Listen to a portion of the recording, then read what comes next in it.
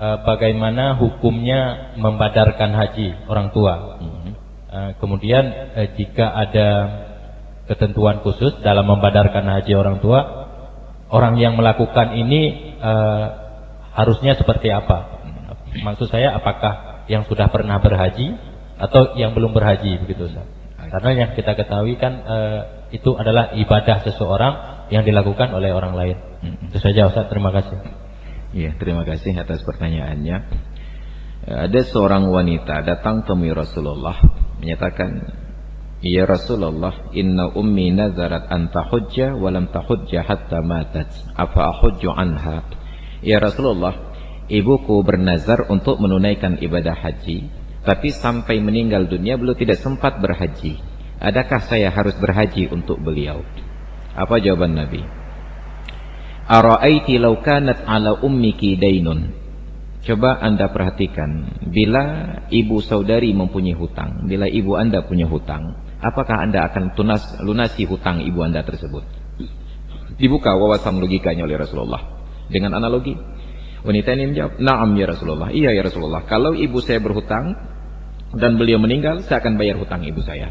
Maka baru Nabi menjawab, "Fadainullahi ahaqqu bil qada." Maka hutang kepada Allah lebih berhak untuk ditunaikan. Artinya, laksanakan haji untuk ibumu. Ini prinsip dasar tentang badal haji. Maka prinsip dasar badal haji dilaksanakan, syarat yang pertama, oleh orang yang sudah sah haji untuk dirinya sendiri. Kalau orang ini belum sah haji untuk diri sendiri, walaupun dia niatkan untuk ayah atau untuk ibunya, tetap itu untuk dirinya sendiri. Prioritasnya dilakukan oleh kerabat ataupun ahli waris, anaknya ataupun kerabatnya. Bila ada orang lain ingin melaksanakan atas inisiatifnya sendiri, disyaratkan ada izin dari ahli waris. Tidak boleh sembarangan orang lain membadalkan haji untuk seseorang yang ada kerabatnya. Nah, ketika dalam kasus kita di Aceh, sulit untuk menunaikan ibadah haji, dan ada kerabat yang sudah meninggal, ayah dan ibu yang sudah meninggal, mau dibadalkan, seharusnya itu satu ONH disediakan untuk orang yang badal haji, berangkat dari kampung. Karena ini terasa berat, maka akhirnya diambillah pendapat yang katakan, yang penting dilaksanakan oleh satu orang untuk satu orang, oleh satu orang yang sudah sah haji untuk diri sendiri, walaupun dia berada di Mekah. Maka banyaklah yang badal haji sekarang dilakukan oleh orang-orang yang berada di Mekah. Nah, maka yang boleh melakukan siapa? Siapapun yang sudah sah haji untuk dirinya sendiri dan diizinkan oleh ahli waris dari almarhum. Namun, prinsip badal haji ini adalah bisnis kepercayaan. Mohon maaf dalam tanda kutip, bisnis kepercayaan. Saya ingin badalkan haji untuk kakek saya datang kepada seorang kawan yang saya kenal mau berangkat haji, "Pak, ini ada biaya sekitar 10 juta, tolong badalkan haji untuk kakek saya." Hanya modal kepercayaan. Kenapa? Saya tidak melihat beliau naik haji. Kalaupun saya melihat beliau sedang ihram, saya tidak melihat isi hati beliau diniatkan untuk siapa. Maka itu murni bisnis kepercayaan.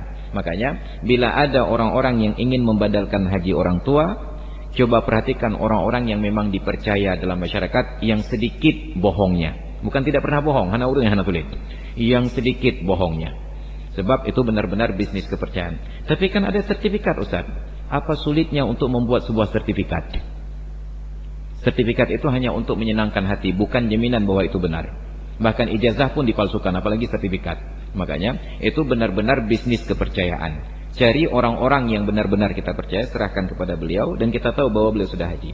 Dengan catatan, satu orang hanya boleh untuk badal satu orang dalam 1 tahun. Sebab nanti ada yang curiga, "Oh mama ngat haji ketengku lewetnya, gue haji, gecok badal urang mati puluh ro, kabareh tu." Ti puluh ro punya 3 juta, 30 juta. Oh enak haji leploh 2 juta tu kan? Tidak boleh. Beliau berangkat haji dengan ONH 32 juta, hanya boleh badalkan untuk satu orang. Tapi kok ada ustaz yang terima banyak-banyak badal haji? Beliau wajib mencari orang lain yang beliau percaya untuk melaksanakan badal haji ini. Tidak boleh satu orang, lebih dari satu orang dalam 1 tahun untuk ibadah haji. Tapi kalau umrah boleh berulang-ulang. Nah, maka badal haji sepatutnya dilakukan oleh kerabatnya, oleh ayahnya, oleh saudaranya, ataupun oleh anaknya. Ketika tidak ada, barulah cari orang yang lain yang mampu. Maka saya kagum ada seorang bapak-bapak yang saya kenal, pensiunan dari BPD. Beliau berangkat haji 5 kali berturut-turut. Saya tanya ke beliau, yang pekam turut-turut? Beliau jelaskan, "Tengku, yang pertama saya naik haji untuk saya pribadi berdua dengan istri saya. Yang kedua saya berangkat, saya badalkan haji almarhum ibu saya. Yang ketiga saya berangkat, saya badalkan haji almarhumah ibu mertua saya. Yang keempat saya berangkat haji, saya badalkan almarhum ayah saya. Yang kelima saya naik haji, saya badalkan almarhumah ibu mertua saya. Semua beliau kerjakan sendiri dengan 5 ONH. Tidak beliau badalkan. Itu yang paling baik. Ya, cuma sekarang antriannya pun panjang sekali. Ya, maka akhirnya terpaksalah cari orang-orang yang di sana yang mampu untuk melakukannya. Maka tolong cari yang bisa dipercaya. Dan saya ingatkan pula, mungkin ada di antara kita yang pernah berangkat haji. Ini gampung 10 juta ke jauh badal. Ini di Arab 2 juta pitim.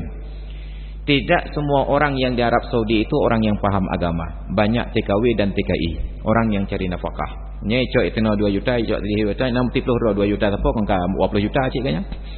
20 orang dia ambil, 10 orang dia ambil, sedangkan haji hanya sah untuk 1 orang. Lalu hajinya untuk siapa?